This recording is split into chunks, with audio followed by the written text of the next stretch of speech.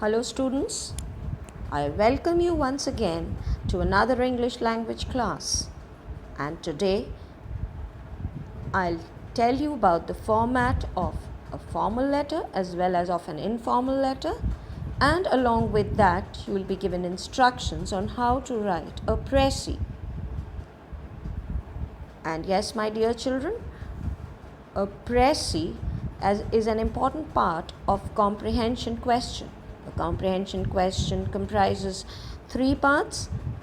One is based on meanings, the other on the questions, and the third is précis writing.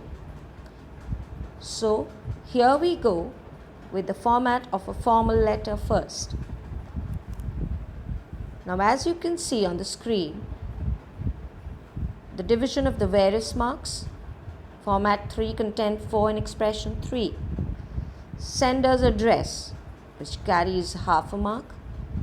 Now in the sender's address, the name of the city is to be written in a separate line other than where you've written the address.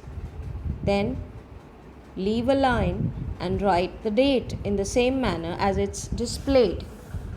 Again, leave a space, write receiver's address.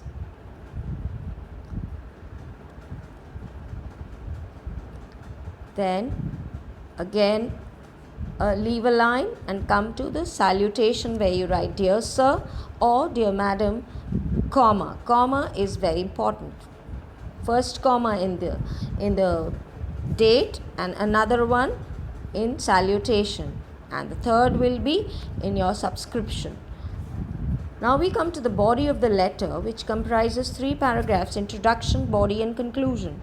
So first you introduce the readers to your problems, then you write the detailed suggestions, and finally you come to the conclusion. So the opening sentence and the closing are very important here.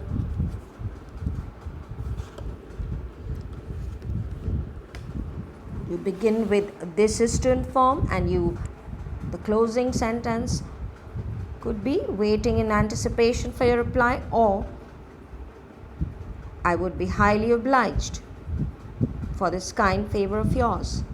Then again leave a line and come to the subscription where you write capital Y, small t or small f, yours truly, faithfully, and a comma. Then your signature. Signature doesn't mean your initials, it means your full name. Now suppose you're writing a letter to the editor, then before the receiver's address you have to write the editor, or if it's to the police officer you write the police officer. Please do not mention to. To is not to be written there. Then we come to the format of an informal letter. Again, sender's address with the name of the city in another line other than the address. Date, there are 2 ways to mention. Leave a gap. Come to salutation, write dear aunt, uncle, or the name. Again leave a line and come to the body comprising 3 paragraphs. Now whatever your letter question is, you have to put in all the details in the body of the letter, whether it is a formal or an informal one. So study the question very thoroughly. Then there has to be space left, and we come to subscription. For example, yours lovingly, affectionately, with a small a, small l, or your loving son, and a comma. Comma is very important. And then your signature, that means your first name only. So my dear children, this is all about writing a letter, whether a formal or an informal one. And you can practice a number of these formal and informal letters from your sample papers, which you can find on the internet. Now, talking about the comprehension question, which is the fourth question in your language paper. So, till now, my dear children, I have discussed 3 questions of your English language paper. The first was composition in my previous video. Then we had notice and email writing. That is the question number 3 of your language paper. And question number 2 is letter writing. So in letter writing there's a choice, but in question number 3 you have to attempt both A and B, that is notice and email. Now we come to question number 4, which is about comprehension. Now you can see a glimpse of this here. Question number 4A says, give the meaning of the following words as used in the passage. Now children, you have to be very careful. The meanings that you write have to relate to the words in the passage. A word always has more than 2 meanings, but you have to choose and write according to the passage. Then question number 4B is answer briefly, now in your own words. Don't copy the words of the passage. Question 4C says, in not more than 50 words, state what extraordinary things were mentioned by the narrator. Now when it says not more than 50 words, you should come to know that he's talking about précis. So this is what is called précis writing. Précis is the summed up facts of whatever the question is. Alright, so for example here it says, what extraordinary things were mentioned by the narrator about his story. So you can get a glimpse of the précis here. This is how you write your final précis. It has 50 words. Okay, and you make 50 columns in the same manner.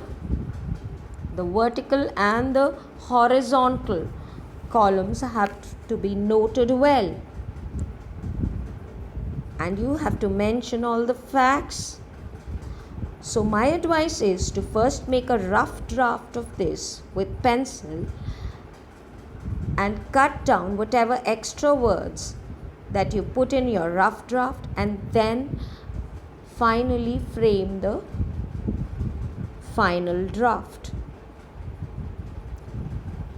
Now there are few tips that have to be given to you before you begin writing a précis. So as you can see on the screen, utilize the first 15 minutes for reading comprehension only. After reading, then you twice, then attempting rest of the other questions. Attempt the précis part. Now précis comprises 8 marks, and you have to be very careful when you answer a précis question. You have to read the question twice to find out exactly what is asked, because it is not the summary of the entire comprehension. It is only relating to certain facts which are there asked in the question. Underline the part of the comprehension relevant to the question. Now put the heading rough draft and write down all the points using a pencil. Now make a grade of the number of words required. For example, 50. Write down the answer in as less a number of words as possible using a pencil. At times you can avoid the articles the, a, and, but altogether omitting them would not seem good. Do not write to impress, just write down bare facts.